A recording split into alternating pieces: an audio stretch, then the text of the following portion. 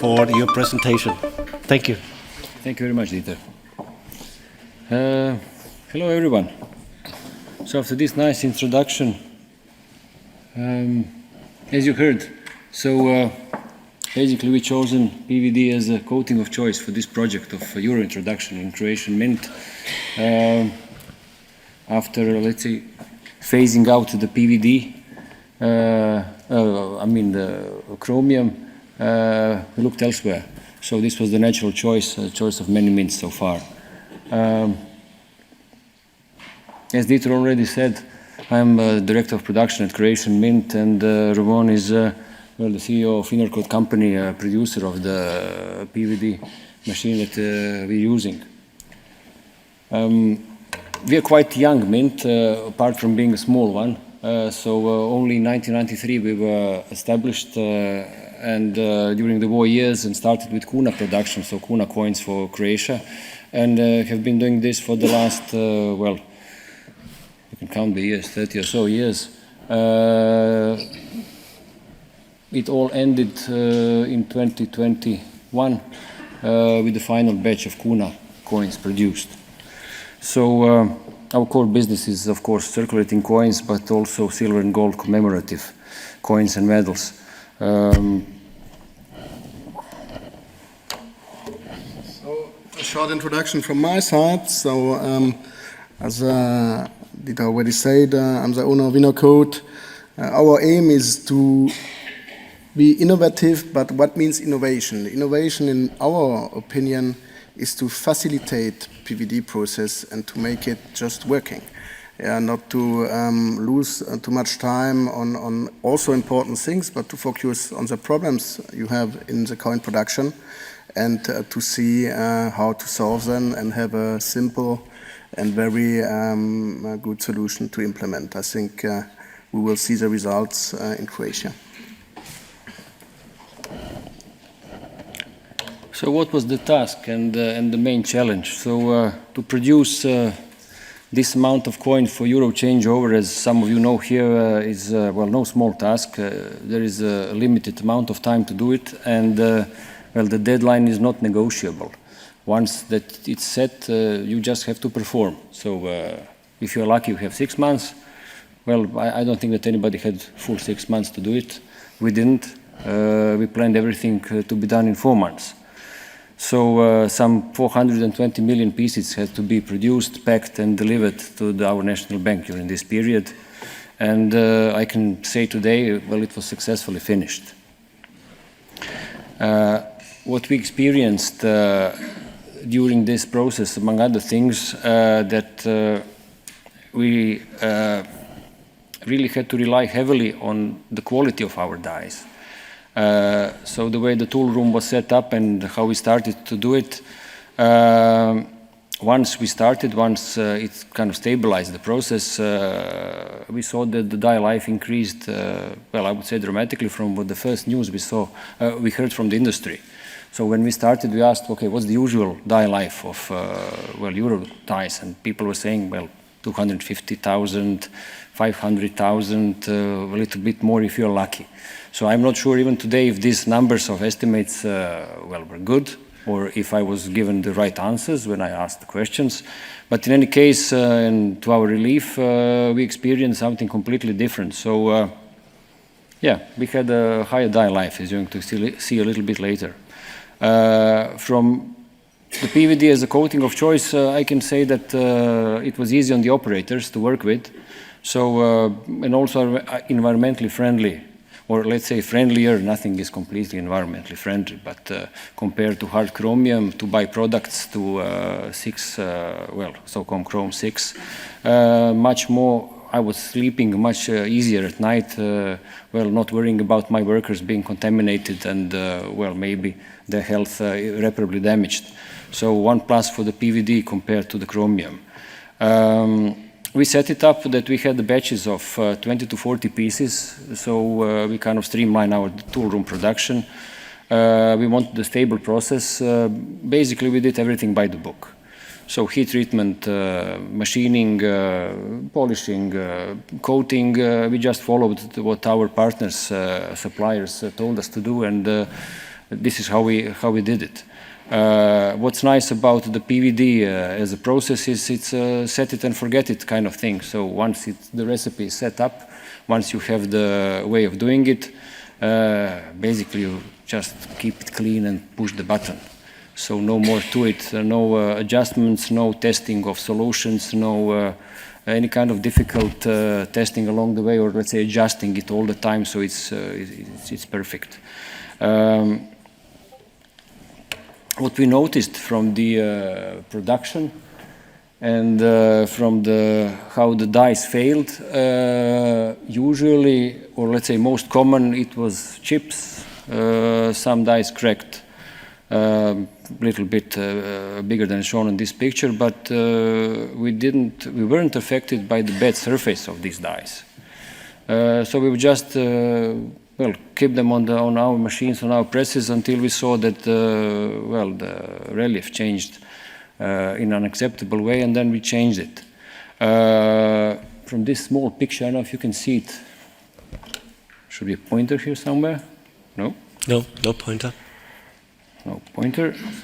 Okay, on the upper right picture, it says usual day in production. So here you can see that there is a number of 3.7 million on one side and 1.6 million on the other side. This Friday I also went to the minting room, and there was a pair of dies doing 10 cents, which had some 6.5 million. We have a lot of dies with high die life, and it's normal in our production. So our averages are all above 1 million. And this is to take into account from the beginning of the project until now. So all dies, I think except €2 is 1 million plus. If you, let's say, scratch some of the first boxes and some of the first bad tries from the €2, we also be €2 above 1 million on average. Of course, there are some champions here. One is this. So this 11.5 million and counting, this is a die which, outperformed all the others. We took it off, while it was still good, and these are the coins, final coins you can see there, and the die itself. So you can see that it is showing some signs of wear, but it's still producing good coins. So by all standards, by all measurements, so it's a fit coin. Whatever you might think about, a die and 11.5 million. Just recently, I just got pictures from our production. There is one pair of dies that made 12 million. I just received the news this morning. I asked for pictures, and for the coins, it even looks better than this one. It was also taken off.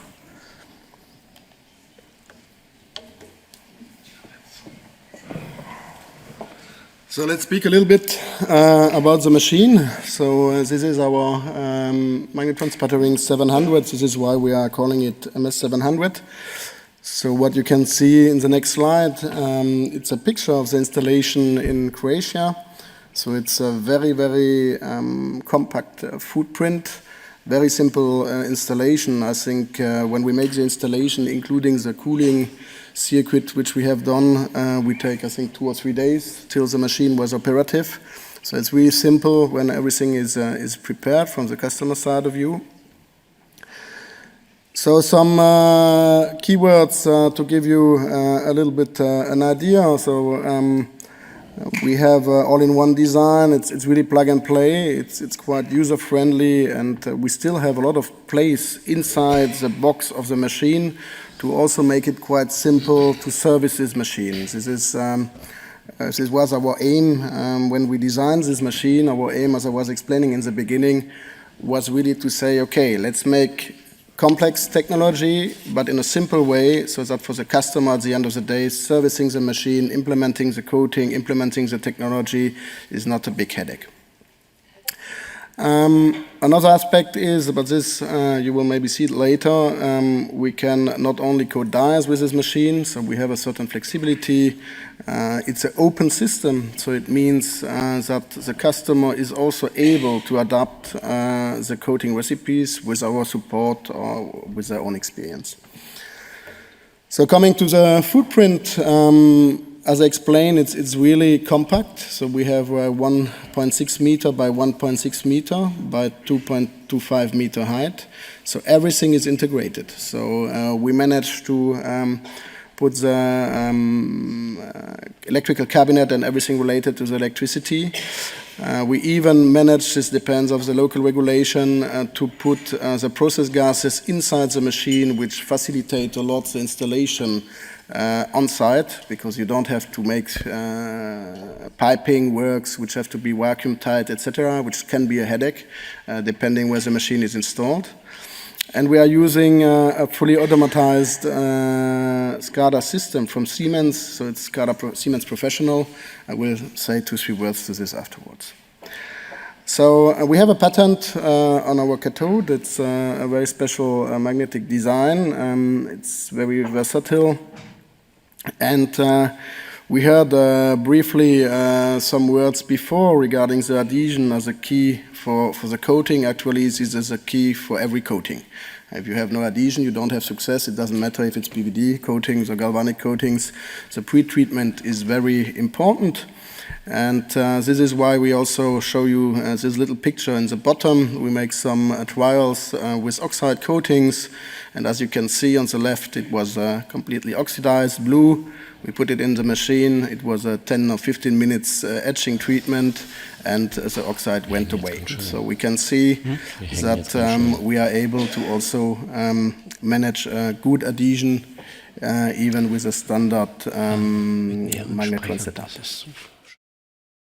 We have developed various PVD coatings in accordance to our experience. But at the end of the day, it is important to have a simple setup,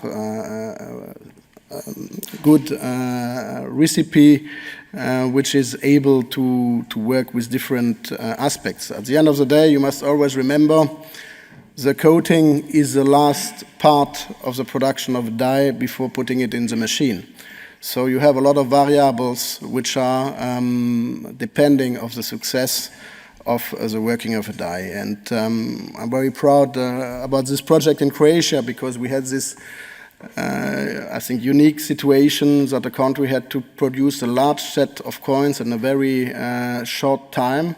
So it was quite important to have a stable production without failure in this regards, because it would have mean, if the coatings would have failed, no euro production and maybe a risk to get to the time.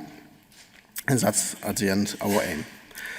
Just the way how we are putting the dies in the machine. So we have a quite flexible design. We are working with some little Lego stones in stainless steel, I would call. So this gives us a very simple way to load and unload the dies, to change or to mix different sizes of dies, etc., to have a certain flexibility. Yeah, I think we are nearly at the end. So I speak briefly about HMI. We are quite proud about our HMI. I will be able to show you more details on our booth, where you are welcome. We are trying to also replicate the machine inside the HMI, so that the operator very simply can find himself into the machine if there is a problem. We also worked a lot about ergonomy with the manuals, etc., to implement the manuals in the software, also with visual help, and in case there is some issues with some components, some sensors which has to be calibrated or whatever, it can be done very simply inside the HMI. I have one more thing to finish our presentation.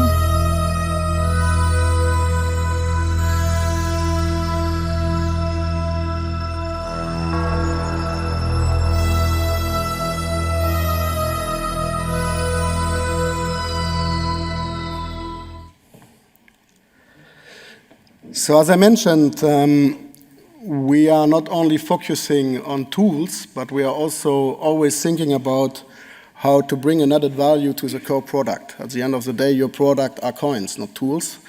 And how to support the minting industry in developing new design and new approaches. And maybe you remember, or some of you, 2 years before, we were making a presentation together with Print regarding ways of combining these two techniques to make new types of designs. And we are quite happy.